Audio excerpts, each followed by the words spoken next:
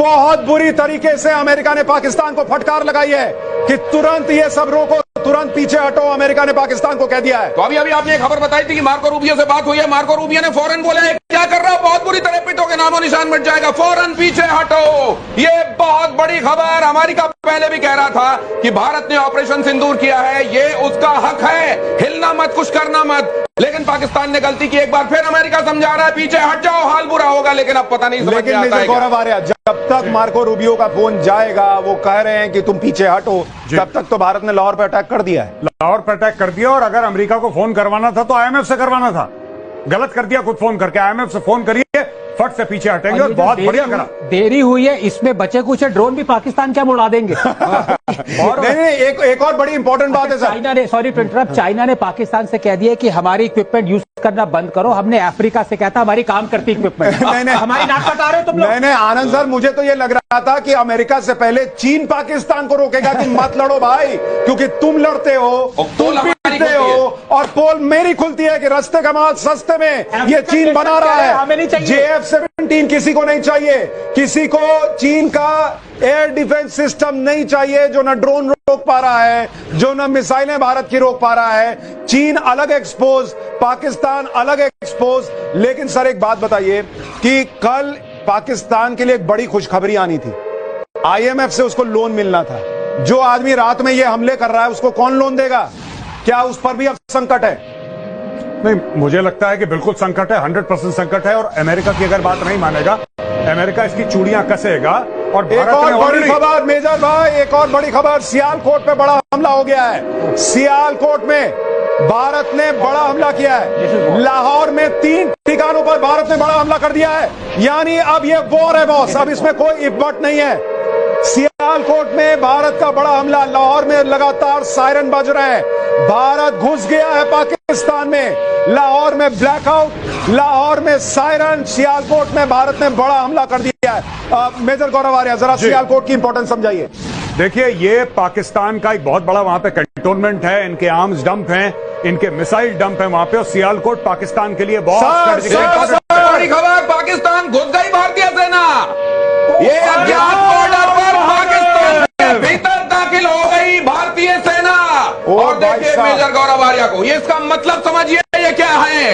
ये अब पराक्रम का वो प्रदर्शन है जिसकी ताव झेल नहीं पाएगा पाकिस्तान। अज्ञात बॉर्डर पर कहा जा रहा है कि भारत की सेना, भारत की आर्मी घुस गई है। अभी तक तो कहा जा रहा था कि सिर्फ एयरफोर्स अटैक कर रहा है, लेकिन अब भारत की आर्मी घुस गई है। मेजर गौरव आर्या, एक बार नेवी बीच में आके कराची पोर्ट पे आग लगा दे, मजा आ जाएगा। एक बार नेवी वाले आप भी जरा अपना इसमें हिस्सा डालो। आर्मी अंदर घुस गई है पाकिस्तान में। INS विक्रांत है, वहां से करिए 15-20 BrahMos fire, set fire to the Karachi port. आग लगा दो कराची में, फूंक डालो पूरे शहर। मेजर गौरव आर्या, क्या आपको लग रहा है पाकिस्तान का नक्शा बहुत बुरी तरह बिगड़ने वाला आज रात? मैं बता रहा हूं, आज की रात देखना कयामत की रात है पाकिस्तानियों। सो मत जाना, आज की रात को कयामत की रात है। तुम्हारे सर पे मौत का नंगा नाच हो रहा है। नहीं, सो जाओ लेकिन एक आंख खुली रखना। हाँ, नहीं, पाकिस्तान के जितने बच्चे आज घर पे अपना मैप बनाने का प्रैक्टिस कर रहे हैं, आज बार रुक जाओ बेटा, आज बार रुक जाओ या 2-3 दिन और रुक जाओ, तुम्हें मैप फिर से सीखना पड़ेगा। ऐसी स्थिति बन रही है। मीरा जी आपको जोड़ना चाह रही है।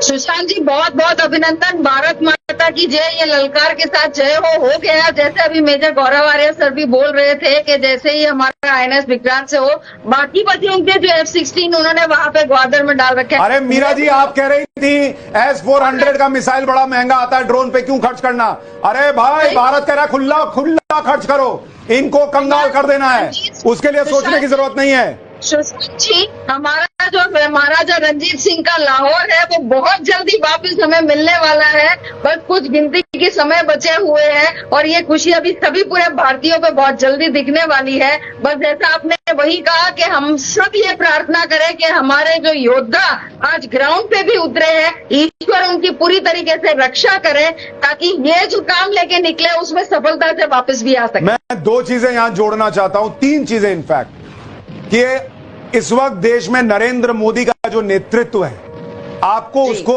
यहां पर चर्चा में लाना होगा। अनप्रेसिडेंटेड कि इस तरह का निर्णय लेना कि बॉस ठोक दो, घुस के ठोक दो। और ऐसी दुनिया में जहां नरेंद्र मोदी ने दुनिया को कहा कि ये युद्ध का नहीं बुद्ध का समय है, लेकिन इसका मतलब ये थोड़ी है कि सब बर्दाश्त करेंगे। बर्दाश्त की सीमा होती है। नरेंद्र मोदी ने टारगेट रखा हुआ था 2047। आप सोचिए कि नरेंद्र मोदी ने उससे भी कॉम्प्रोमाइज किया कि चल यार 2-4 साल एक्स्ट्रा लगेंगे भारत को तीसरी सबसे बड़ी अर्थव्यवस्था बनाने में या बहुत बड़ी इकोनॉमी बनाने में। लेकिन यह सब नहीं चलेगा। पहली चीज ये, पिछले 10 साल उस आदमी को आपको मानना पड़ेगा भाई। 10 साल भारत की सेना ने जिस तरह से हथियार बनाए हैं, जिस तरह से हथियार खरीदे हैं, आज उसकी ताकत दिख रही है मेजर गौरव आर्या। बिल्कुल अनप्रेसिडेंटेड है। मैंने पिछले, खासतौर से पिछले 7-8 साल में, 10 साल में से पिछले 7-8 साल में जितनी मैंने हथियार की खरीदारी देखी है, मैंने जीवन में नहीं देखी। हर तीसरे दिन अनाउंस, इतने हजार करोड़ का ये, इतने हजार करोड़ का ये, हथियारों का इन्होंने अंबार लगा दिया। और ये भी बात है कि 60-70% अब मेक इन इंडिया भी हो रहा है। अभी सर आकाश ने ठोका है, आकाश ने ठोका है जो अपना स्वनिर्मित है। तो आप देखिए ये बड़ी चीज जो है वो इस वक्त हुई है। लेकिन नरेंद्र मोदी का ये निर्णय लेना कि हम ये करेंगे, ये अपने आप में अनप्रेसिडेंटेड है। और लाहौर से इस्लामाबाद तक अंधेरा ही अंधेरा, पाकिस्तान में अंधेरा, पाकिस्तान के पंजाब में पूरा अंधेरा छा गया है। लाहौर से इस्लामाबाद तक अंधेरा ही अंधेरा है। आनंद सर ये जो हो रहा है ये अद्भुत है, ये अद्भुत है। नहीं, मैं ये सोच रहा हूँ वो जो पेन था सरेंडर डॉक्यूमेंट साइन करने के लिए जो नियाजी साहब ने यूज किया था, वो किसके पास है? इंडिया के पास रखा हुआ है आपने पाकिस्तान के पास? क्योंकि उसकी जरूरत नहीं। सर अब हम दे देंगे। अब हम डिजिटल साइन लेंगे सर, दुनिया को व्हाट्सएप करेंगे कि उन्होंने साइन किया। हाँ, आईपैड पे ले लेंगे। और वो आईपैड भी इंडिया वाला बना हुआ होगा, मेड इन इंडिया वाला। अब हम चाइना वाला नहीं लेते। नहीं, पर एक बात जो आप कह रहे थे ना, बहुत सारे हमने वेपन्स लिए हैं। ये देखिए डेमोक्रेसी की पावर, डिस्पाइट 6 साल तक रफाल का पूरा वो चक्कर चला, सुप्रीम कोर्ट पे 2 डिसीजंस हुई, 36 एयरक्राफ्ट खरीदने के लिए लाले लग गए। Despite that we did not have a let up in buying what was important for. आपने जब कहा ये जरूरी है, लाले के साथ लाले पड़ गए होता है, लेकिन आपने लाले लग गए तो मुझको लग रहा है लाले तो आज पाकिस्तान के लग रहे हैं। पाकिस्तान के जबरदस्त लाले लग रहे हैं। F-16 मार गिराया है, उनके ड्रोन्स को मार गिराया है, और अब भारतीय सेना अज्ञात बॉर्डर से अंदर प्रवेश कर चुकी है। तो लाले पाकिस्तान के लग चुके।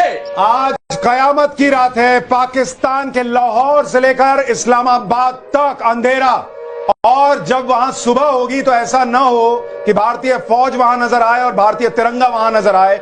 मेजर गौरव आर्या, क्या ये जिस तेजी से हो रहा है, क्या सब कुछ 1-2 दिन में हो जाएगा या ये अभी लंबा भी चल सकता है? लंबा खिंचेगा, लंबी कहानी है। और मैं भारत के जितने भी लोग ये चैनल देख रहे हैं, मैं आपको एक बात बताना चाहता हूं कि इसमें आपको भगवान न करे, 100 बार कह रहा हूं भगवान न करे, बुरी खबर भी सुनने को मिलेगी, क्योंकि युद्ध है।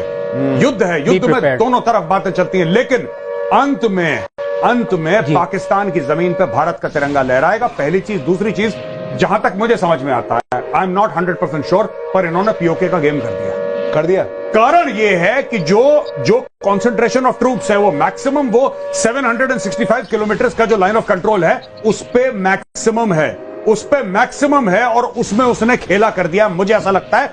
और जो पाकिस्तान ने बोला है कि टैंक भेज रहे हैं जैसलमेर के थ्रू, वहां पे तो साहब हमारा स्ट्राइक कोर का जमावड़ा है। पाकिस्तान को यह नहीं पता लगेगा कि मिसाइल कहां से गई और कहां से आई।